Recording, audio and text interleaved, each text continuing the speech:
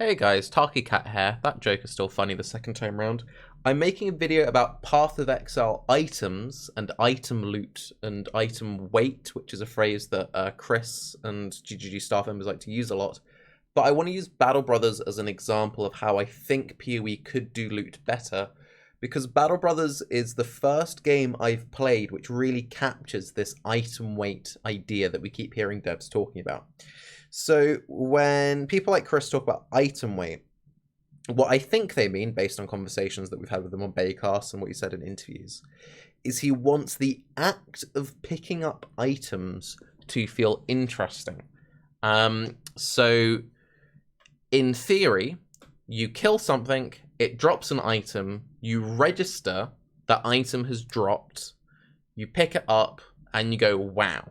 And the actual act of like clicking on an item, in theory, and dragging it into your bags, like the perfect way that they would kind of like to visualize this, since like in Path of Exile, everything that drops on the floor has 3D art, like you physically see the item on the floor. So if you like picked up a mace, for example, it would like dangle. Like if you picked it by like the handle, it would like dangle around as you dragged it between your characters. Kind of quirky little things like that, and then you put it over into your stash. You know, you feel like these are physical, tangible items. And I feel like games which have inventory screens with like blocks do this much better than when you have what we see in a lot of like RPGs, like The Witcher or Fallout series and whatever. It's just like lists of items. Then they feel less real. They just feel like pixels, right? So why am I showing you Battle Brothers? Because Battle Brothers is, I think, one of the best video game depictions of item weight. So, these three guys on the left are my guys. These guys on the right are the enemies.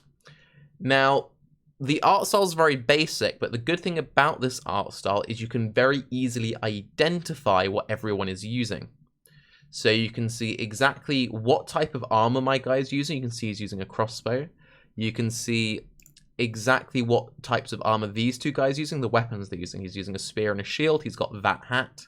This guy's using that hood and that axe. Because I've played Battle Brothers for a while now, I know the individual stats of each item. So I could tell you, for example, that this guy's body armor is better than that guy's body armor. He's using a tier 2 flail. This guy is using a basic axe and shield, but with quite a good helmet for this level of the game. So at a glance, I'm registering what everyone has.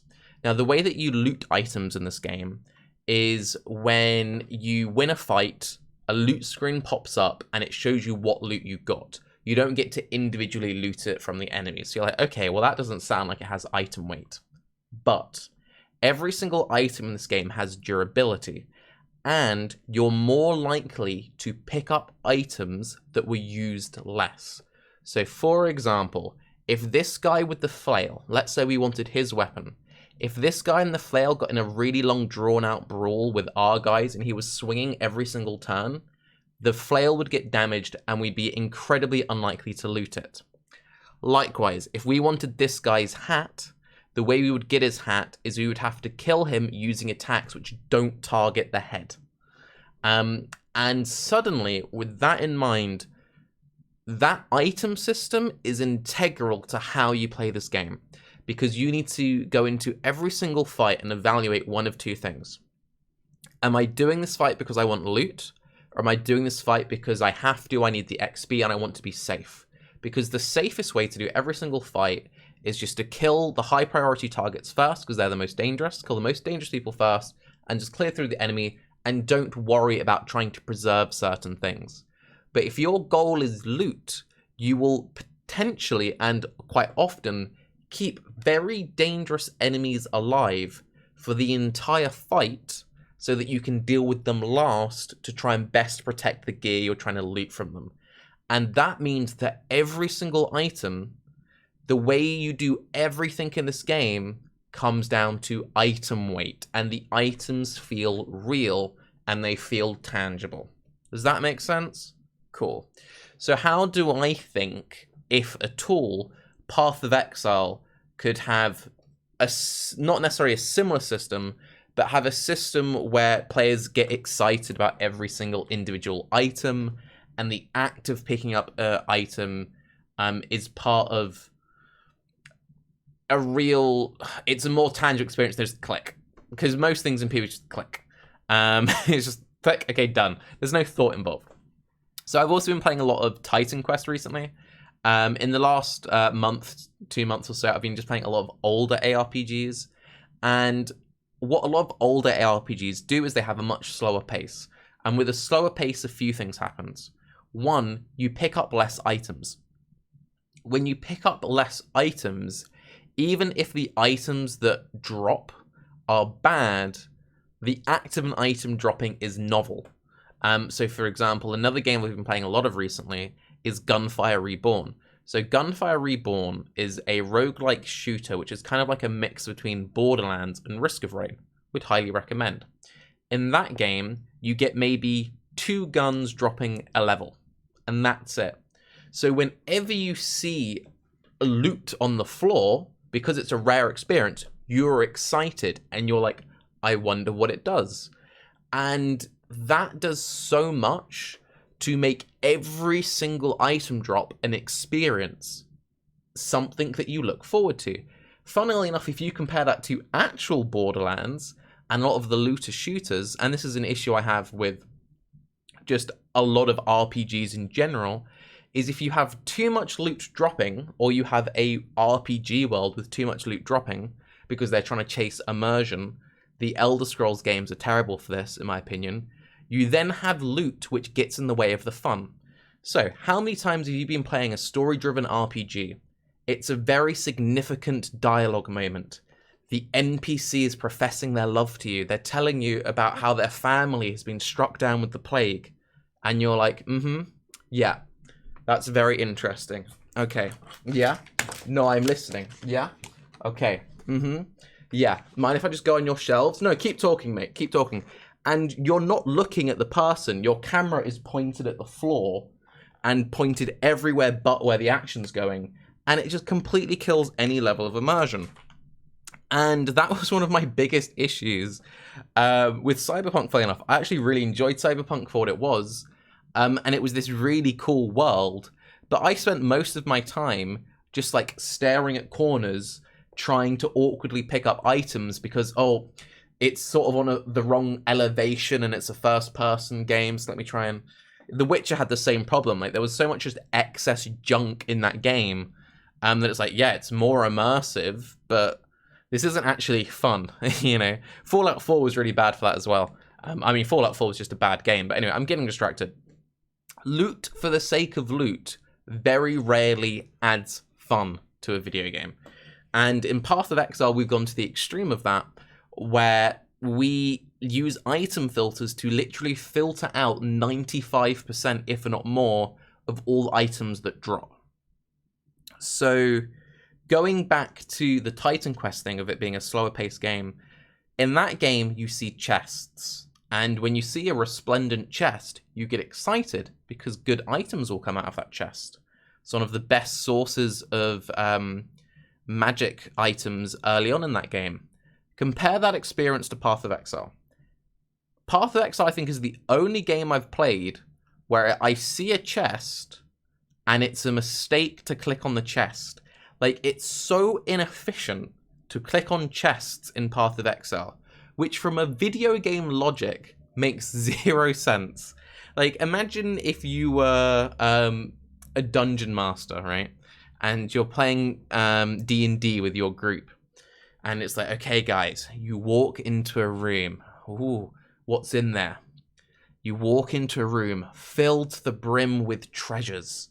Chests as far as the eye can see. These are the vaults of Exile. I check for traps. There are no traps that you can see. Oh, this is exciting, guys. Okay, I roll perception.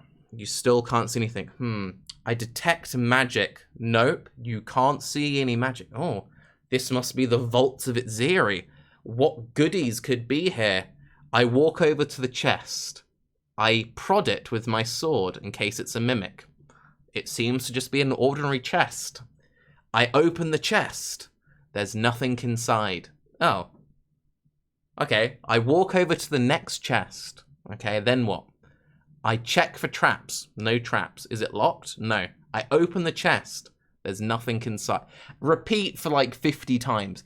The fact that like not only are chests terrible in Path of Exile, but you have a map called the Vaults of Itziri, themed around one of the most important lore characters, right? Her treasure room, and there's nothing in it. Well, actually, Tarke, there are the 2 chests with the sack frags in it, which are like okay value to click on. But you get my point, right?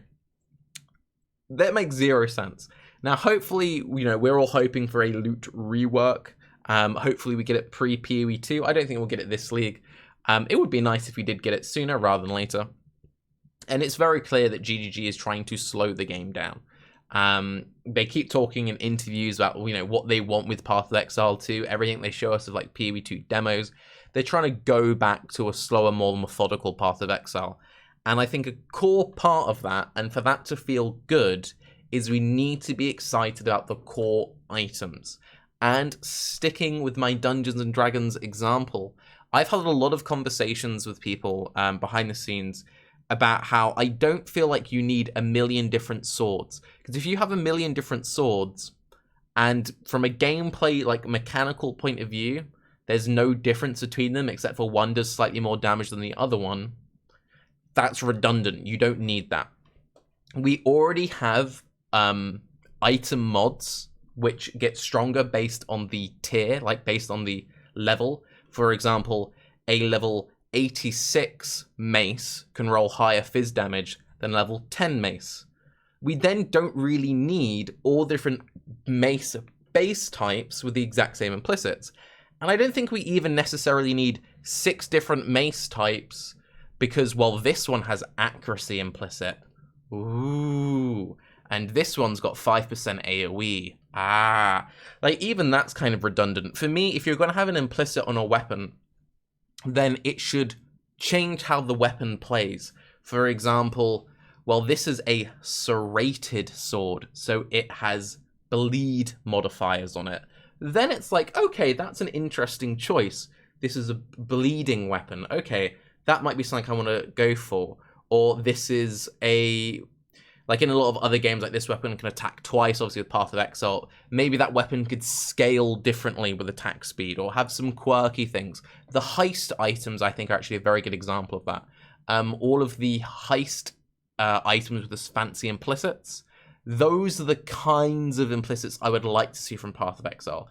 And I feel like if we're not having those level of implicits, we don't need 50 different swords. So for example, going back to my new favorite game, Battle Brothers, Battle Brothers has 12 different families of weapons. For example, like axes, swords, maces, spears, blah, blah, blah, blah, blah.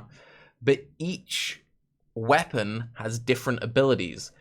For example, a spear has the spear wall ability. And if you want the spear wall ability, you have to use a spear for that. If you want the flail ability, you have to use a flail, right?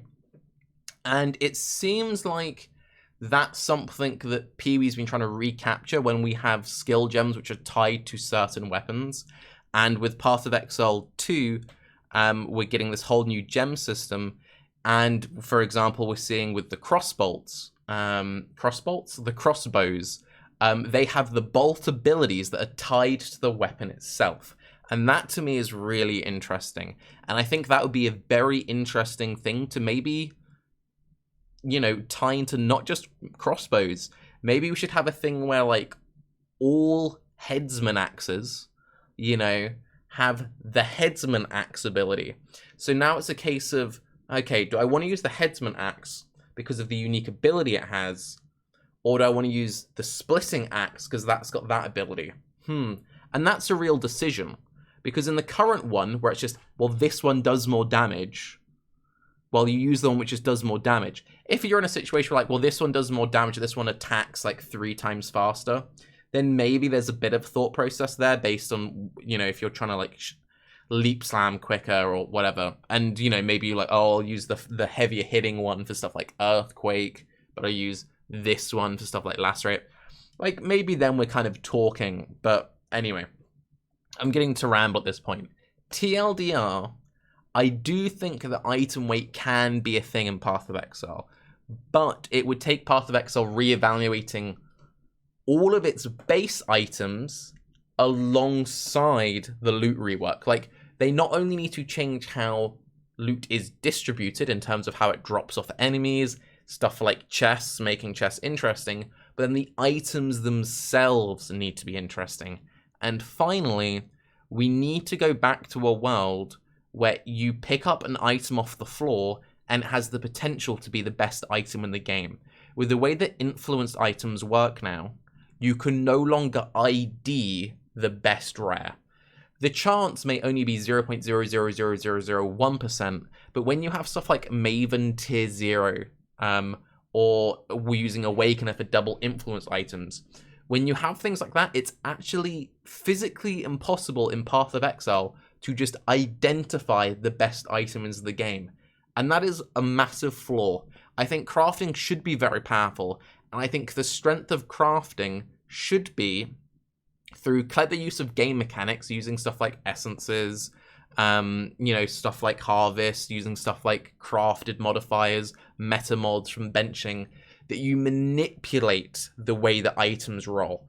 Crafting should be the most consistent way to obtain the best items in the game.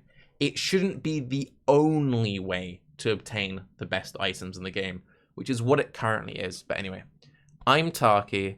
Have a good day. Let me know of any games that you think have handled loot particularly well. Any games that you think have had interesting systems when it comes to how they give items to players.